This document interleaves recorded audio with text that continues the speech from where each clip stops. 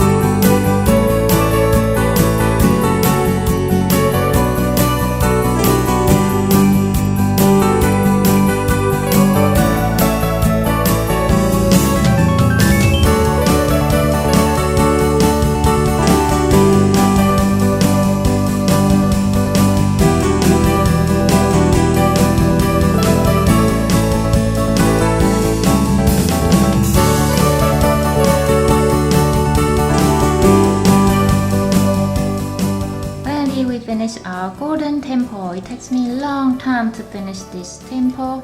Okay, if you use the same stencil like I use from 3 tutorial community, I found these extra pieces that I don't know where it should go or it doesn't really need it.